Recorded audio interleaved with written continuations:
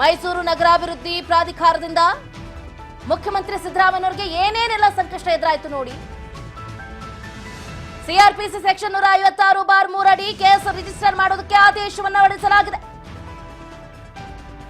ತನಿಖಾ ವರದಿಯನ್ನ ನೀಡುವುದಕ್ಕೆ 3 ತಿಂಗಳ ಗಡುವು ಕೂಡ ನೀಡಲಾಗಿರುವಂತದ್ದು. ಡಿಸೆಂಬರ್ 24, 2024 ತನಿಖಾ ವರದಿಯನ್ನ ನೀಡುವುದಕ್ಕೆ ಸೂಚನೆಯನ್ನ ನೀಡಲಾಗಿದೆ. ಕಂಡು ಕೇಳರಿಯದಂತಹ ಸೋಲು ಅಂತಾನೆ ಹೇಳ್ಬೋದು ಮುಖ್ಯಮಂತ್ರಿಗಳಿಗೆ. ಯಾವತ್ತೂ ಅಂದುಕೊಂಡಿರಲಿಲ್ಲ ಈ ರೀತಿ ಜಟ್ಟಿ ಜಾರಿ ಬೀಳ್ತೀನಿ ಅಂತ. ಬಟ್ ಬಿದ್ದಿದ್ದಾರೆ. ಈಗ ಹೇಳೋದು ಹೇಗೆ ಅಂತ ಆಲೋಚನೆ ಮಾಡ್ತಿದ್ದಾರೆ. ಅಕ್ರಮ ಮೋಡಾ ಸೈಟ್ ಕೇಸ್ನಲ್ಲಿ ಸಿಎಂ ಸಿದ್ದರಾಮಯ್ಯನವರ ವಿರುದ್ಧ ಎಫ್ಐಆರ್ ದಾಖಲಿಸೋದಕ್ಕೆ ಕೋರ್ಟ್ ಆದೇಶವನ್ನ ನೀಡಿದ್ದಾಗಿದೆ. 82ನೇ ಸಿಸಿಎಚ್ ಜನಪ್ರತಿನಿಧಿಗಳ ವಿಶೇಷ ಕೋರ್ಟ್ ನ್ಯಾಯಾಧೀಶರಾದಂತಹ ಸಂತೋಷ್ ಗಜಾನನ ಭಟ್ ಅವರು ಈ ಮಹತ್ವದ ಸೂಚನೆಯನ್ನ ನೀಡಿದ್ದಾರೆ. ಇದು ಒಂದು ಕಡೆ ಸಿದ್ದುಗೆ ಬಹಳ ಹಿನ್ನಡೆ ಅಂತಾನೆ ಹೇಳ್ಬೋದು. ಇದನ್ನ ಡೈಜೆಸ್ಟ್ ಮಾಡ್ಕೊಳ್ಳೋದೇ ಕಷ್ಟಕರವಾಗಿ ಹೋಗ್ಬಿಟ್ಟಿದೆ. ಇದ್ರ ಬಗ್ಗೆ ಮಾತಾಡ್ತಾ ಹೋಗ್ತಾ ಇದ್ರು Basavaraj. Yes Basavaraj, please continue ಮಾಡಿ. ಚಂದ್ರಕಲಾ, ಒಂದ್ ಕಡೆ ಈ ಜಡ್ಜ್ಮೆಂಟ್ ಅನ್ನ ನೋಡಂತ ಸಂದರ್ಭದಲ್ಲಿ ಈಗಾಗಲೇ ಮೈಸೂರಿನ ಒಂದು ಲೋಕಾಯುಕ್ತದವರಿಗೆ ಪ್ರಕರಣವನ್ನ ದಾಖಲಿಸ್ಕೋಬೇಕು ಅನ್ನುವಂಥದ್ದು ಈಗಾಗಲೇ ಆದೇಶವನ್ನು ಕೂಡ ಏನು ಜನಪ್ರತಿನಿಧಿಗಳ ಒಂದು ನ್ಯಾಯಾಲಯ ಕೂಡ ಹೇಳಿರ್ತಕ್ಕಂಥದ್ದು. ಹಾಗಾಗಿ ಆಧಾರದ ಅಡಿಯಲ್ಲಿ ಈಗಾಗಲೇ ಅದನ್ನ ಎಫ್ಐಆರ್ ದಾಖಲಿಸುವಂತ ಸಾಧ್ಯತೆ ಇರತಕ್ಕಂಥದ್ದು. ಎಫ್ಐಆರ್ ನ ದಾಖಲಿಸಿಕೊಂಡು ಸಮಗ್ರವಾಗಿರ್ತಕ್ಕಂಥ ತನಿಖೆ ನಡೆಸಿ ಅದರಲ್ಲೂ ಕೂಡ ಅದಕ್ಕೆ ಟೈಮ್ ನಿಗದಿಯನ್ನು ಕೂಡ ನಿಗದಿಪಡಿಸಿದ್ದಾರೆ. ಅದು 45 ದಿನಗಳ ಕಾಲದಲ್ಲಿ ಅವರು ನೀವು ವರದಿಯನ್ನ ಕೊಡಬೇಕು, ಆ ತನಿಖೆಯನ್ನು ಪೂರ್ಣಗೊಳಿಸಬೇಕು ಅನ್ನುವಂಥದ್ದನ್ನು ಕೂಡ ಈಗಾಗಲೇ ನ್ಯಾಯಾಲಯ ಹೇಳಿರ್ತಕ್ಕಂಥದ್ದು.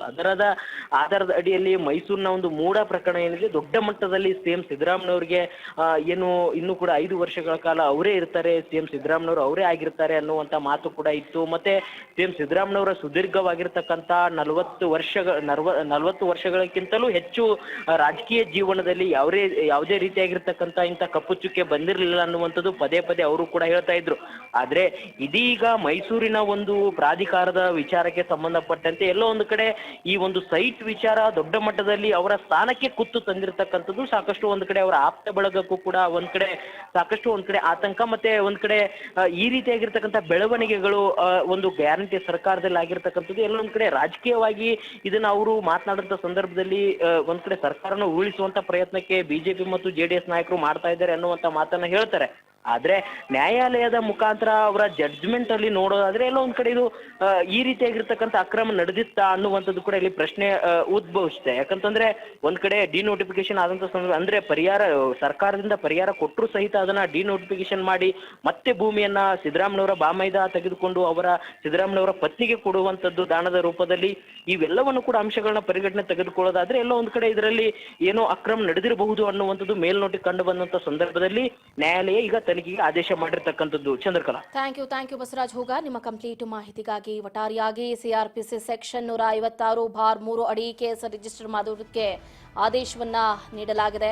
ಅಂದರೆ ಡಿಸೆಂಬರ್ 24, 2024 ತನಿಖಾ ವರದಿಯನ್ನ ನೀಡೋದಕ್ಕೆ ಜನಪ್ರತಿನಿಧಿಗಳ ವಿಶೇಷ ಕೋರ್ಟ್ ಸೂಚನೆಯನ್ನ ಕೊಟ್ಟಿದೆ. ಮೈಸೂರಿನ ಸ್ನೇಹಮಯಿ ಕೃಷ್ಣ ಅವರು ಸಿಎಂ ಸಿದ್ದರಾಮಯ್ಯನವರ ಪತ್ನಿ ಹೆಸರಲ್ಲಿ ಅಕ್ರಮ ಮೋಡಾ ಸೈಟ್ ಪಡೆದಿದ್ದಾರೆ ಅನ್ನೋ ದೂರು ನೀಡಿದ್ರು.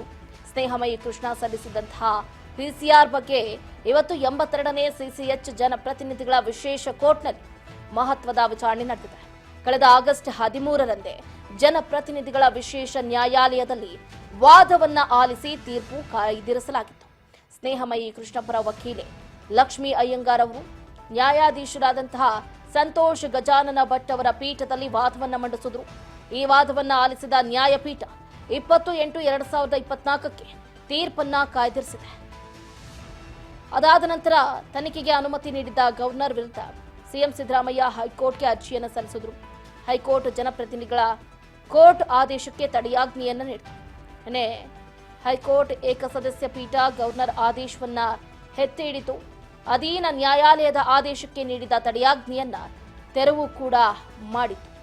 ಏನೇ ಆಗಿರಬಹುದು, ಇದೀಗ ಇದೇ ಕೇಸ್ಗೆ ಸಂಬಂಧಪಟ್ಟಂತೆ ಆರ್ಟಿಐ ಕಾರ್ಯಕರ್ತ ಸ್ನೇಹಮಯಿ ಕೃಷ್ಣ ಅವರು ನೀಡಿರುವಂತಹ ಖಾಸಗಿ ದೂರು ವಿಚಾರಣೆ ಜನಪ್ರತಿನಿಧಿಗಳ ಕೋರ್ಟ್ನಲ್ಲಿ ನಡೆಯಿತು.